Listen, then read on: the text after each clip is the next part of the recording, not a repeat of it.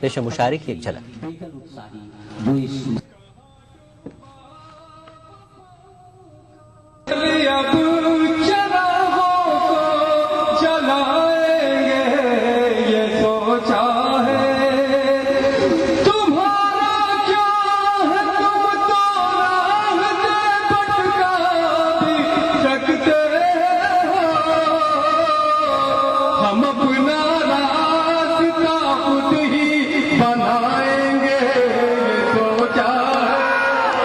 जिनको दौलत से ज्यादा नहीं प्यारा कुछ भी, जिनको दौलत से ज्यादा नहीं प्यारा कुछ भी, वो मोहब्बत भी सियासत की तरह करते हैं। खास बात का सिलसिला जारी रहेगा एक ब्रेक के बाद। आजकल के अनहेल्दी लाइफस्टाइल, खान पान वगैरह की वजह से लीवर की कमजोरी एक आम बात हो गई है। नतीजा गैस, खाना हजम न होना और भूख न लगना। पेश है हमदर्द जिग्रीन, मुफीद जड़ी बूटियों से भरपूर। जिग्रीन एक कुदरती लीवर टॉनिक है। जिग्रीन का रोजाना इस्तेमाल आपको देता है कीमियावी और जहरीले अनासिर से हिफाजत, बेहतर कुव्वते हाजमा, पीलिया जैसी जिगर की बीमारियों के इलाज में मदद। अपनाइए हमदर्द जिग्रीन और अपने लीवर को बनाइए स्ट्रॉन्ग। अपनाइए मिला स्किन क्रीम। इसको सिर्फ रात में इस्तेमाल करने से आपको मिले फेस प्रॉब्लम से आजादी। अब फेस प्रॉब्लम को कहिए बाय बाय। एली फार्मास्यूटिकल्स द्वारा वो सुबह कभी तो आएगी। एफडीआई से किसान को फायदा होगा और किसान जो हमारी रीढ़ की हड्डी है वो खड़ा होगा। कभी तो आएगी। We have allowed a very healthy business environment. That is why there is a lot of investment and lot of job creation. आपने सुनी नेताओं की आवाज, हम सुनना चाहते हैं आपकी आवाज। विदेशी निवेश को बढ़ाने के लिए आज ही अपने आइडियाज भेजें। Change India, an agenda for the next PM. लोगों का ये कहना है कि बच्चे पढ़ लिख करके जो है वो आगे तो बढ़ रहे हैं, लेकिन अखलाकी तालीम जो है वो कहीं ना कहीं उसमें गिरावट दर्ज की जा रही है। टीचर्स को भी सोचना चाहिए कि उन्होंने टीचिंग के तदरीस के मुकद्दस पेशे को कारोबार बना लिया है। आपको लगता है कि गिरावट जो है वो दोनों ही जगह देखी जा रही है? जस्टिस सच्चर ने कहा कि मुसलमानों की तालीमी हालत दलितों से भी बदतर है। इस वक्त का एक सियासी मंजरनामा है, उसमें हम देखते हैं कि नजरियाती सतह पर एनसीईआरटी की निसाब की किताबें तैयार होने लगी हैं। दौर हाजिर में तालीम और अखलाक का गिरता मियार। देखिए प्रोग्राम हमारे मसाइल, जुमे की रात 8 बजे और इतवार दोपहर 2:30 बजे, सिर्फ ईटीवी उर्दू पर। दक्कन की हर छोटी बड़ी सरगर्मी पर हमारी नजर, लेकिन आप तक पहुंचाते हैं सिर्फ वो खबर जो करे आपको बेदार। सियासत के गलियारों से रोजमर्रा की जिंदगी में दक्कन के गोशे गोशे से आप तक खबरें पहुंचाता दक्कननामा, रोजाना शाम 6:30 बजे।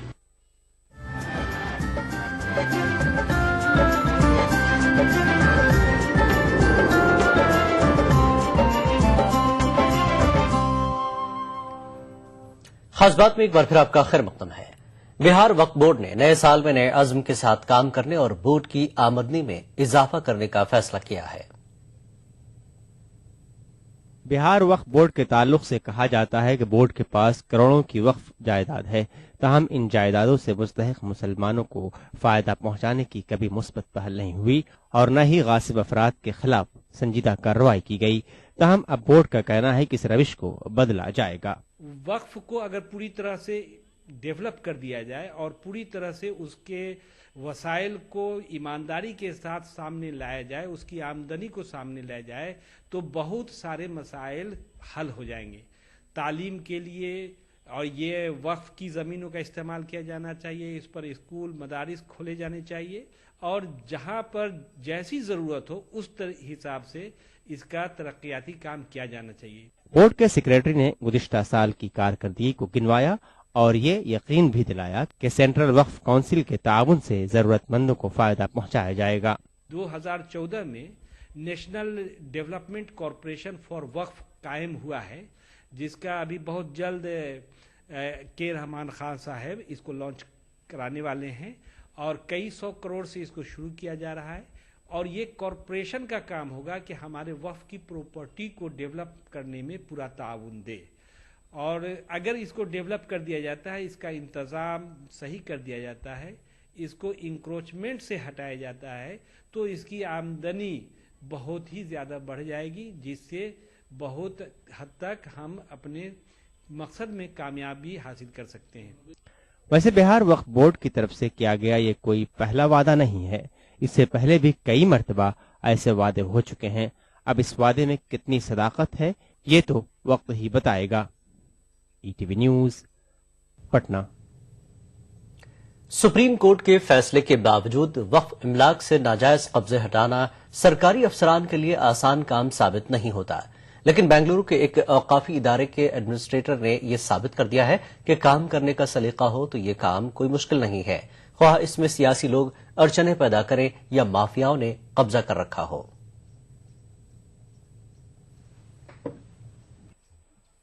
बेंगलुरु के शिवाजी नगर इलाके में तकरीबन 3 एकड़ जमीन पर दरगाह हजरत कंबल पोस्ट में मस्जिद और चंद दीगर आस्थानें मौजूद हैं।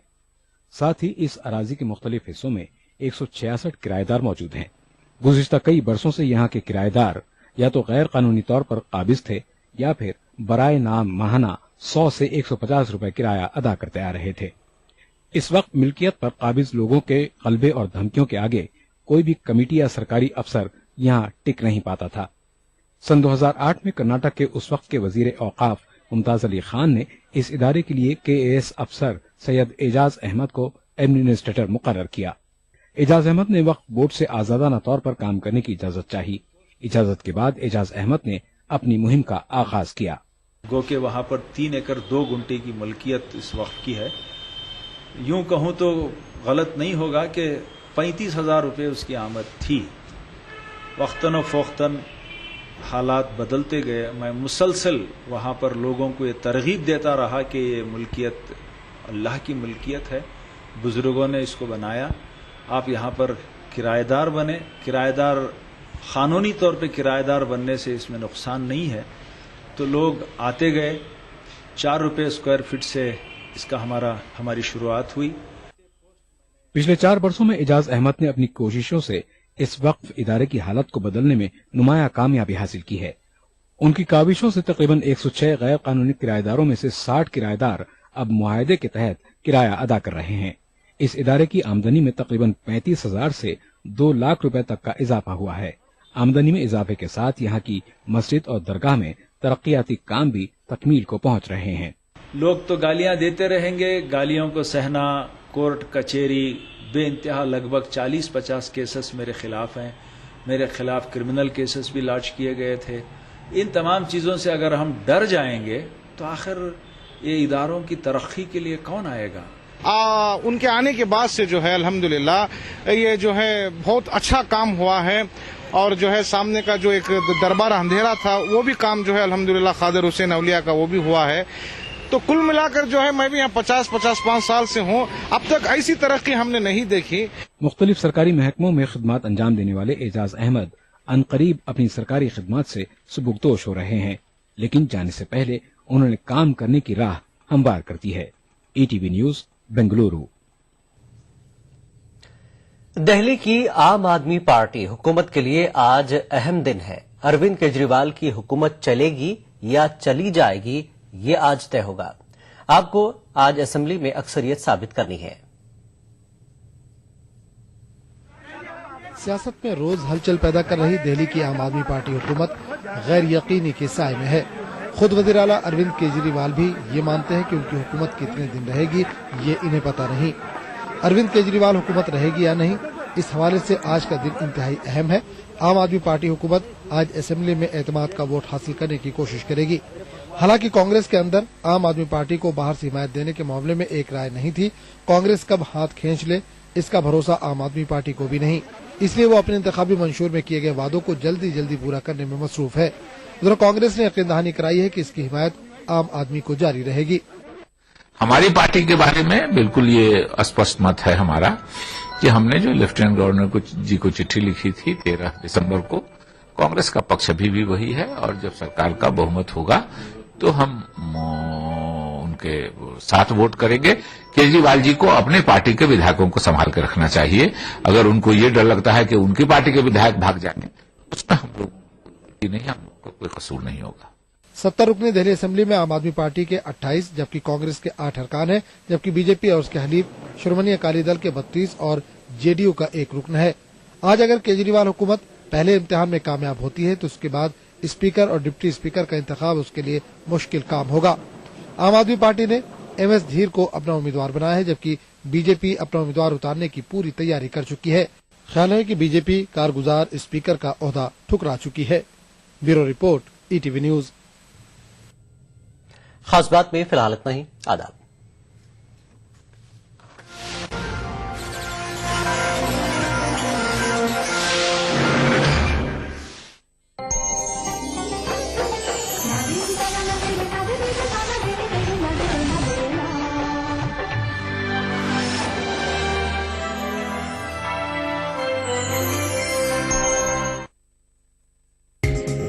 ETV उर्दू पर अगला प्रोग्राम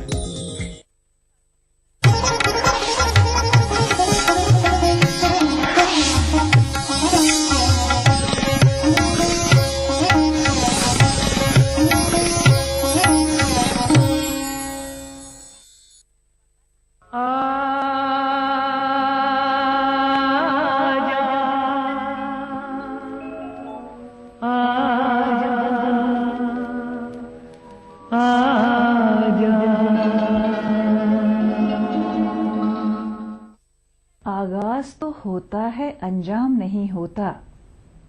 जब मेरी कहानी में वो नाम नहीं होता, जब जुल्फ की कालिख में घुल जाए कोई राही, बदनाम तो होता है, गुमनाम नहीं होता।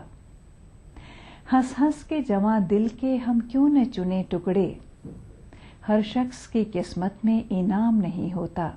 ये कहानी है उस अदाकारा की, उस शायरा की, जिसकी जिंदगी की दास्तान उस खूबसूरत तस्वीर की तरह है जिसे किसी भी अंदाज में देखिए दिल को छूती है, टीस पैदा करती है। अजीब दास्तां है,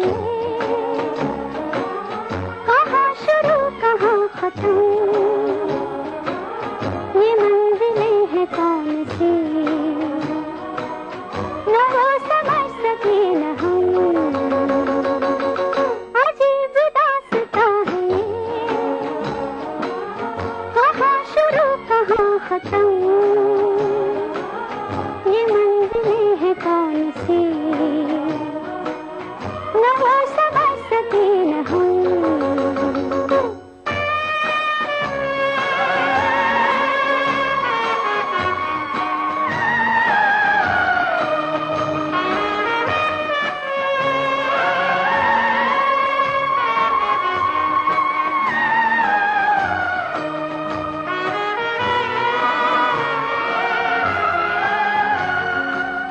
ये रोशनी के साथ क्यों धुआं उठा चिराग से, ये रोशनी के साथ क्यों धुआं उठा चिराग से, ये ख्वाब देखती हूँ मैं कि जब पड़ी हूँ ख्वाब से। अजीब दास्तां है, कहाँ शुरू कहाँ खत्म, ये मंजिलें हैं कौन सी, न समझ सके न हम।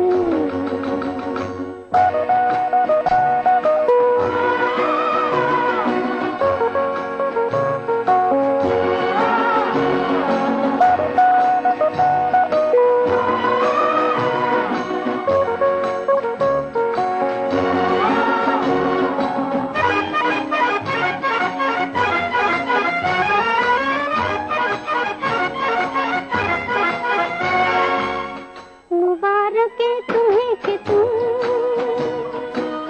किसी के नूर हो गए, मुबारक है तुम्हें कि तुम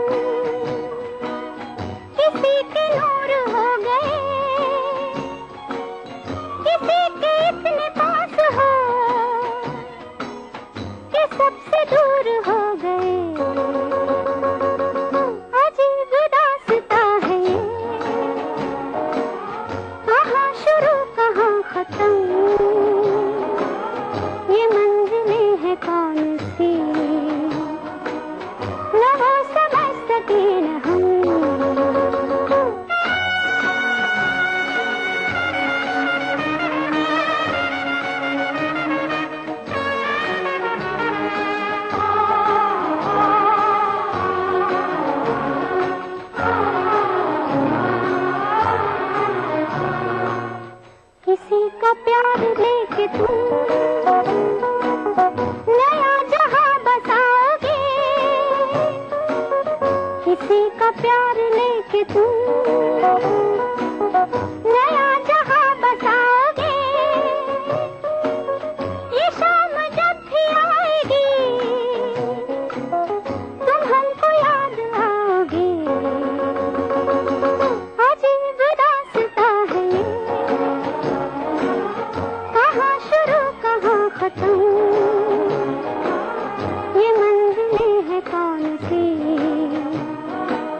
न समझ सके न हम। आज हम आपको मीना कुमारी की लिखी कुछ चुनिंदा शायरी सुनाएंगे और उन पर फिल्माए गए कुछ नगमे दिखाएंगे।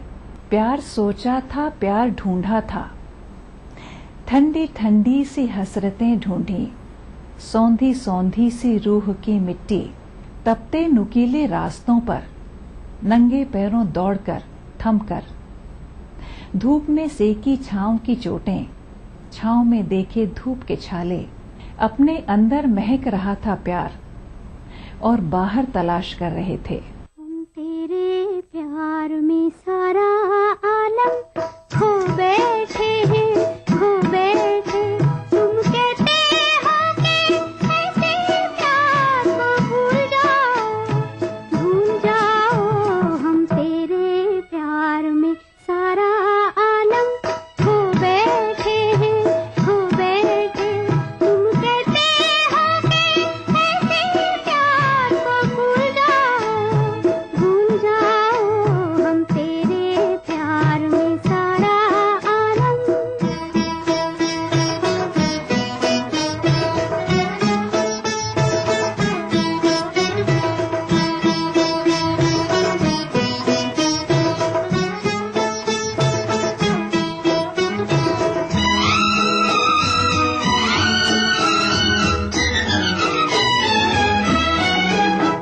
पंछी से छुड़ा कर उसका घर तुम अपने घर पर ले आए, ये प्यार का पिंजरा बनवाया, हम जी भर भर कर मुस्काए।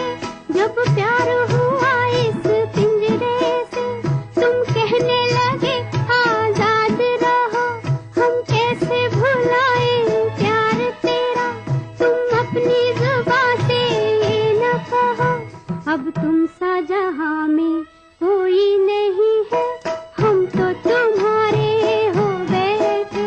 तुम कहते हो कि ऐसे प्यार को भूल जाओ, हम तेरे प्यार में सारा आलम।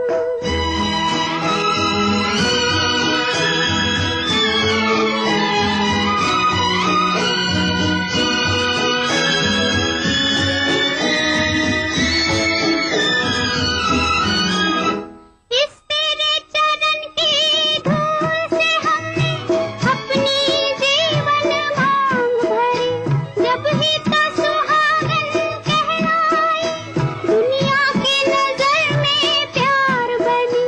तुम प्यार की सुंदर मूरत हो और प्यार हमारी पूजा है, अब इन चरणों में दम निकले, बस इतनी और तमन्ना है, हम प्यार के गंगा जल से बलम के तन मन अपना धो बैठे। तुम कहते हो कि ऐसे प्यार को भूल जाओ, हम तेरे प्यार में सारा आलम।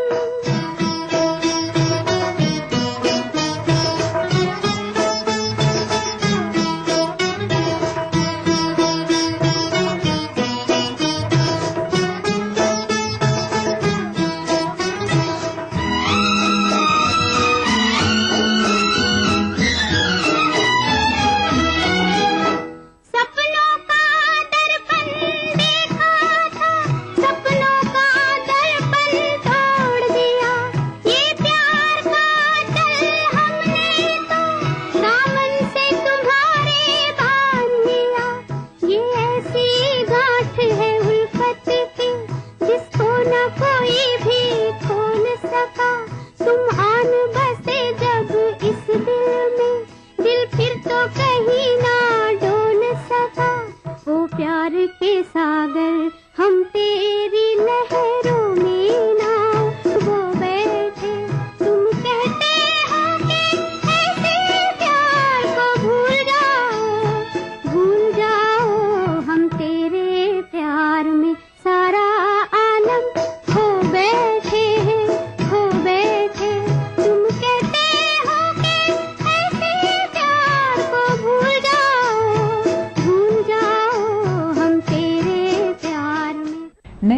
इंतजार, न आहट, न तमन्ना, न उम्मीद। जिंदगी है कि यूं बेहिस हुई जाती है। ये था ख्याल मीना कुमारी का। और हम एक छोटे से ब्रेक के बाद लौट कर आते हैं ऐसे ही कुछ और ख्याल लेकर।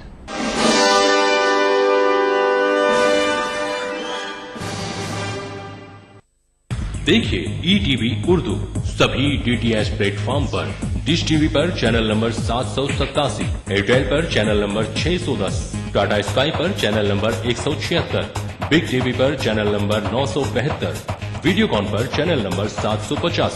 देखिए आपका अपना चैनल और भी बेहतर क्वालिटी में।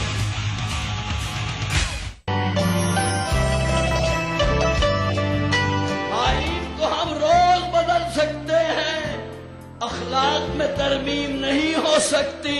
हम रोज नए मुल्क बना सकते हैं, तहजीब की तकसीम नहीं हो सकती। जो हंसकर तीर खाए वाकई सीना उसी का है, शहादत जिसको मिल जाए यहाँ जीना उसी का है। ये कहकर ले लिया छम्मों ने मेरे गाल पर बोसा, जो खुद बढ़कर उछाले हाथ में मीना उसी का है। मैं हिंदुस्तान की बेटी हूँ, उर्दू नाम है मेरा। मैं हिंदुस्तान की बेटी हूँ, उर्दू नाम है मेरा। मुझे फिरकों में मत बांटो, मेरा मजहब मोहब्बत है। इस शनिचर महफिल मुशायरा में देखिए दिल्ली उर्दू अकेडमी के ज़ेर एहतमाम जश्न जमहूरियत के मौके पर लाल किला में मुनक्किदा एक शानदार कुल हिंद मुशायरा रात 9:30 बजे सिर्फ ETV उर्दू पर।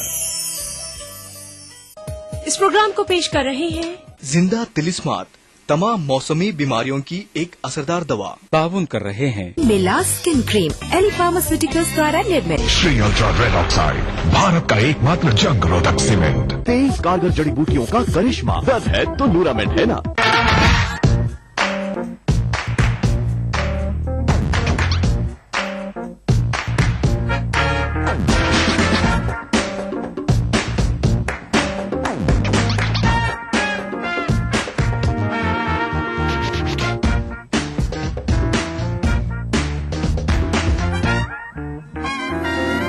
चटपटे और लजीज पकवानों का जायका, अक्सर रसोई, पीर का जुमा दोपहर 1:30 बजे सिर्फ ETV उर्दू पर।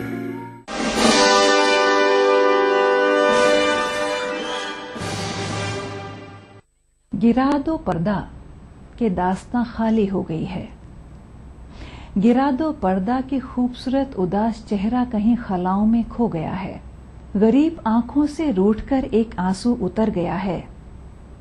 आवाजें अपने सुरों से उठकर चली गई हैं। बस एक एहसास की खामोशी है जो गूंजती है। बस एक तकमील का अंधेरा है जल रहा है। मुझे भूल गए सांवरिया, भूल गए सांवरिया, मुझे भूल गए सांवरिया, भूल गए सांवरिया। आवन कह गए अजहुन आए,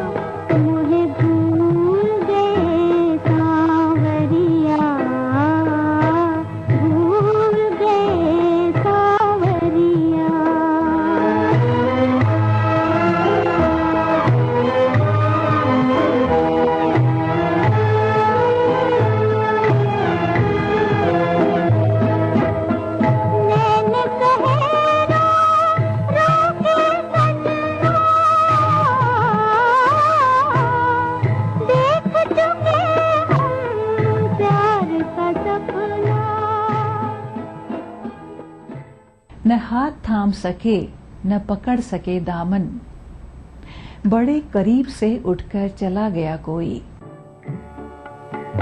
बचपन की मोहब्बत को दिल से न जुदा करना, जब याद मेरी आए मिलने की दुआ करना। बचपन की मोहब्बत को दिल से न जुदा करना, जब याद मेरी आए मिलने की दुआ करना।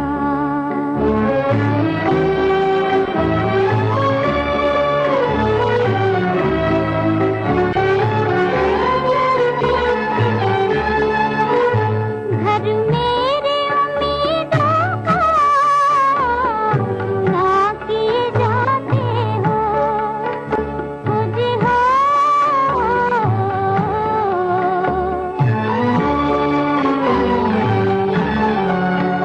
दुनिया ही मोहब्बत की लूटे ले जाते हो, जो गम दिए जाते हो उस गम की दवा करना। बचपन की मोहब्बत को दिल से न जुदा करना, जब याद मेरी आए मिलने की दुआ करना।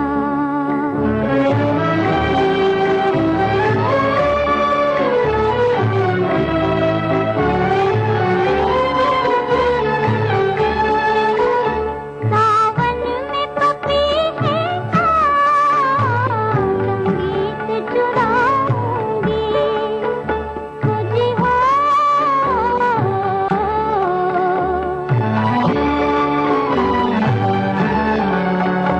फरियाद तुम्हें अपनी गा के सुनाऊंगी, आवाज मेरी सुन के दिल थाम लिया करना।